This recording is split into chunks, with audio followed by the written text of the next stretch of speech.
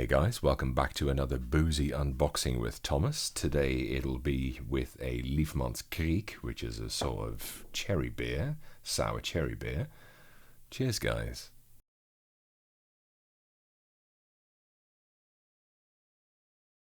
Very nice, very refreshing. It's not too sweet either, which I like. Anyway, today I got a big old box in, as you can see. So let's have a look at this. This came in just today. I usually film unboxings on the same day as I get them in, by the way. But I might not be able to edit them the same day. Let's have a look.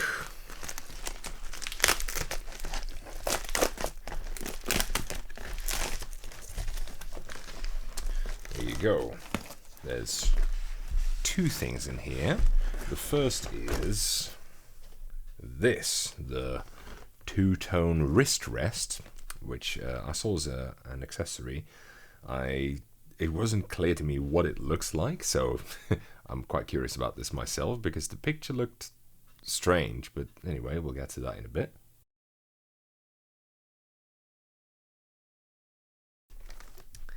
And the second bit, which I'll also get out,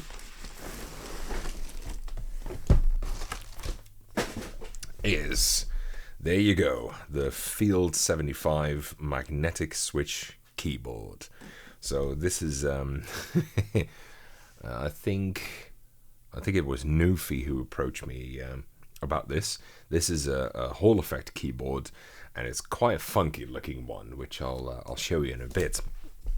But first, let's take a look at the two-tone wrist rest, which, yeah, exactly, is acrylic frosted, as it says here. So the picture looked really weird. I didn't really understand how it was made or whatever.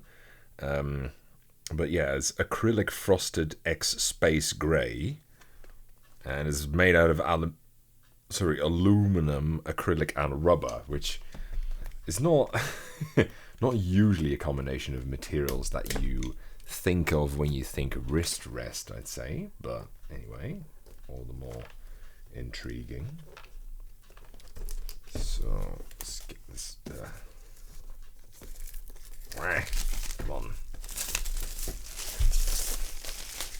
There you go. Go away. Go away. Right. Slip off this part here.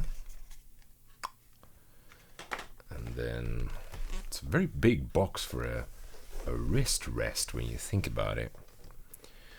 The slogan is, only fun products are worth creating. That's what it says on the box. Interesting. So, motherfucker. There's another box inside here. Well, at least we're not saving on packaging material. Okay, so it specifically says that this is intended for 75%. Jeez, this is heavy. Okay, let's have a look. Yeah, exactly. So it is, in fact, an acrylic,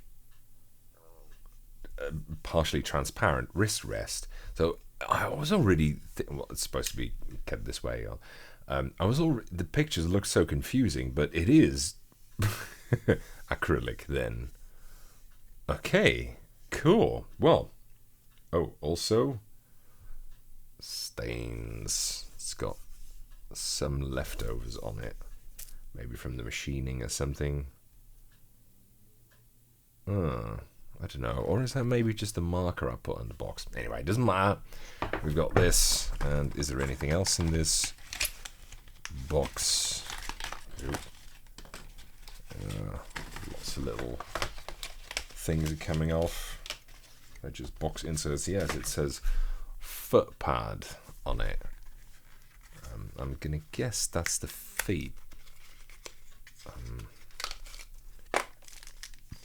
Yes.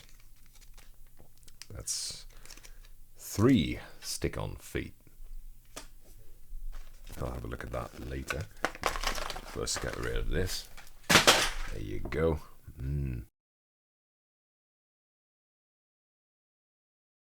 Very nice. It's like a dessert beer. Very nice for 10 in the evening. So let's have a look at the main attraction here then.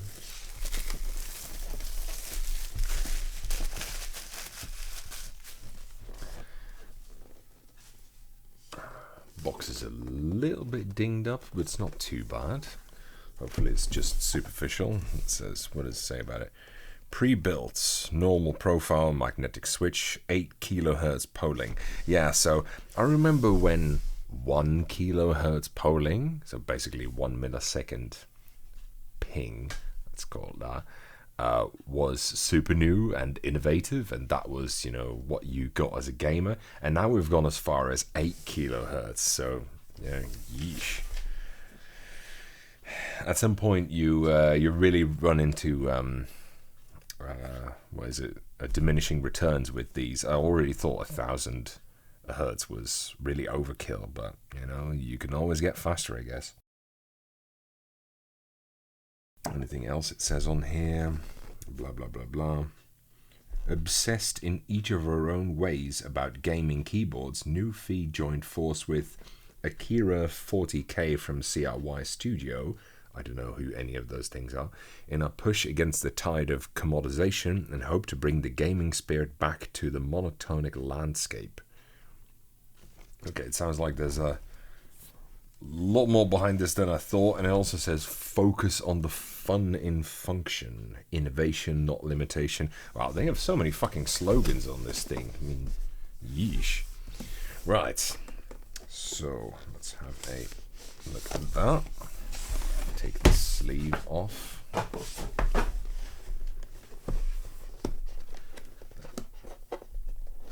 Come on.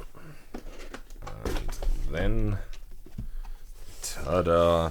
Ooh, there's very strong plasticizer smell coming from this. It's what other people call new car smell. So, a keyboard cover.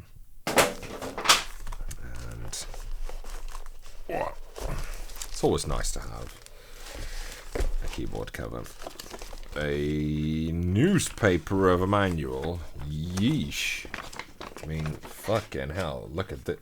And it's got an anime woman on it. Yes, this is definitely made by gamers. Probably. Well, okay.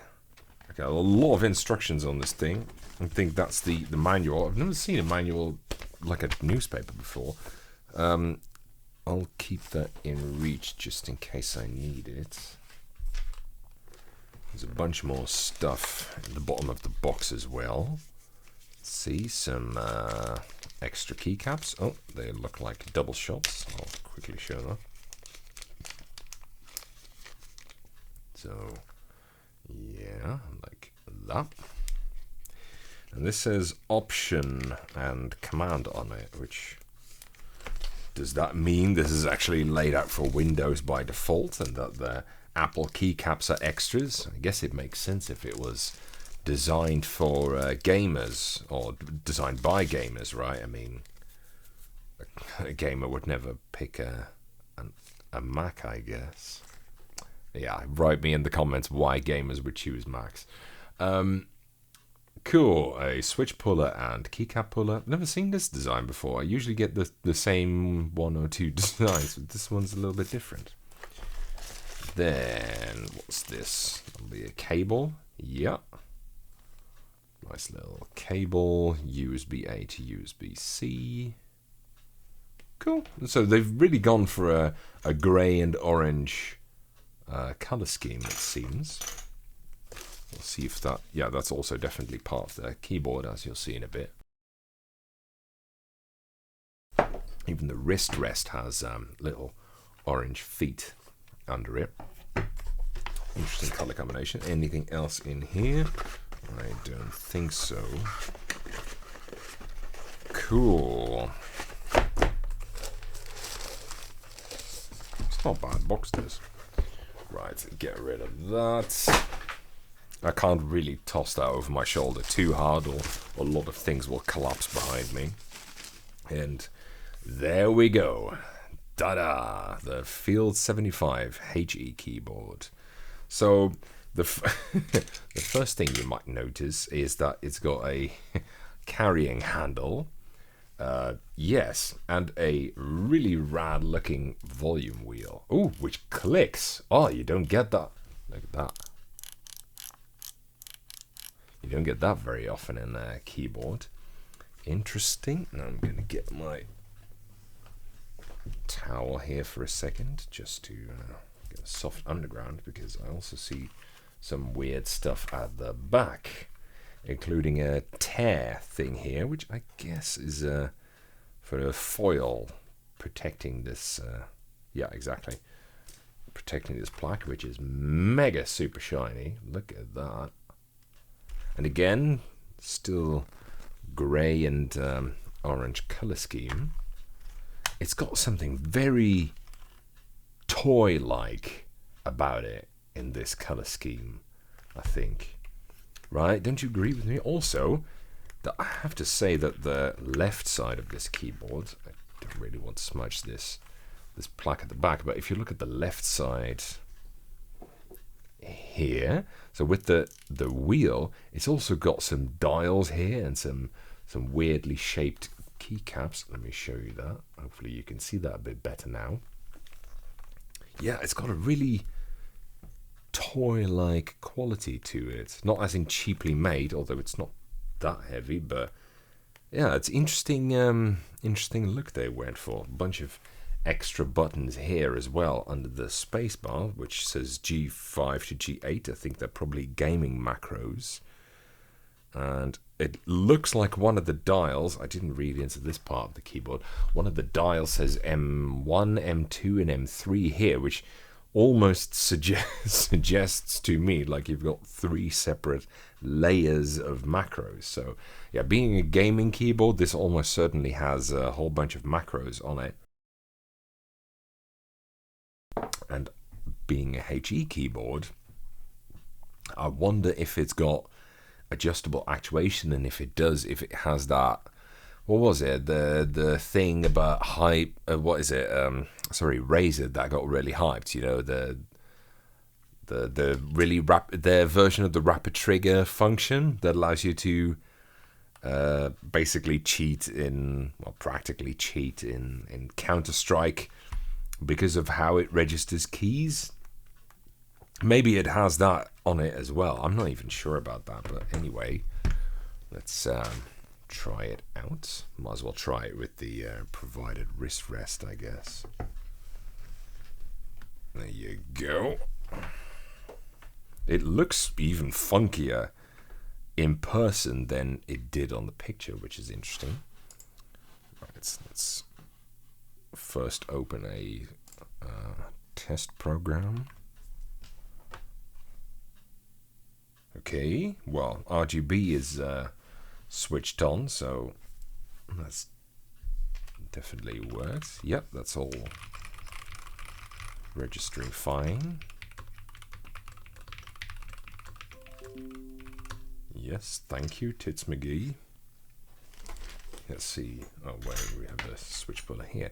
What switches are these? Oh. Looks like a transparent version of the Gateron HE switches. Not entirely sure. A lot of companies have their Gateron Hall effect switches slightly modified in their words, you know, personalized for their particular use, but I never really know the difference between them. Usually they're quite small. I think one of the biggest differences that I saw between different ones was that one had 2 rails, guide rails, you know, for the slider instead of 1, and that's probably the biggest difference I've ever seen between different versions of these. In any case, it's oh, that's caps lock, by the way. I've got what is it, toggle keys or whatever it's called, switched on.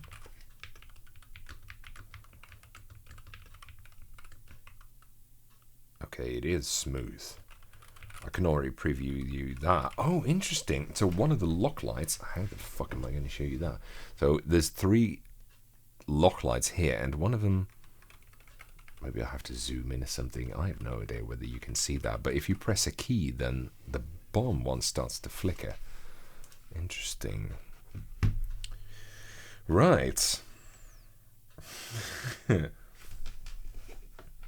I'll have to figure out what all of these buttons do, but I'm pretty sure they're all macro keys or something like that. So you got 4 keys labeled G1 through 4 here, the weirdly shaped ones, and then 5 through 8 at the bottom, and they all have weird symbols on them. Let's see. Functions of the G keys: previous, next, stop, and play and pause. Okay, so these are actually media keys, but they can be customized, which makes sense. And then, yeah, these as well. Does it say? Oh, these by default they output F5, F6, F7, and F8. But I mean, I'm sure these is they had to bind something to them, I guess. But I mean, everybody is just gonna rebind these, I guess. That's the whole point. Interesting. Okay. So they have a separate section on their manual about the print shortcut, which is either just print screen or FN plus print screen. It's interesting that they went for a 75% layout, which is a space-saving layout, but they didn't leave off the print key, the print screen key, which normally is basically the first one to go. But I'm really happy they left it on, because print screen kicks ass, and I don't know why it's always the first key to go. It's so good. I even bound it to one of my macro pads over here, which is just out of your field of view. Can I get that in? No, not really. But anyway, here is a macro pad, and I bound one of the keys to print screen just because I got so many keyboards with missing print screen button on it that I got fed up and just bound it to that. This weird looking, I'm going to hold it up to the camera a little bit more so you can see it. This key here in the corner with the, looks like a hit marker actually, is delete. I was a little bit afraid that they left that key off, but they left it on. So that's very good. That's nice. Interesting. They did squish the F8 and F9 keys together, but they are still color-coded to be separate. Well, we'll see how these how this goes. These 75% layouts, in my experience, there's a lot more variation in this layout than in any other layout. There's loads of different ways that you can make this layout, and they all have, you know, little pros and cons. Some agree a little bit more with me than others. This one looks fairly typical, but slightly different again. So, well, we'll see how I get along with it. I'll give it my usual week of testing. And I should probably also say that the keycaps look like they're not quite, but close to Helvetica, which is the best keyboard font. In fact, I like the way these keycaps here read. It's a very, let's say, boyish keyboard. I think I know who exactly they're marketing this towards. It's a very boyish keyboard and probably quite tasteless in a way, but I'm a little bit ashamed to admit I kind of like it in a weird, dirty way. Well, we'll see how well it does. I'm an avid gamer, as most of my viewers will know, so we'll see how that goes. In any case, I think I've been waffling on for more than long enough now. I'll be testing this later on. So in the meantime, thank you very much for watching, and I'll see you during the next video.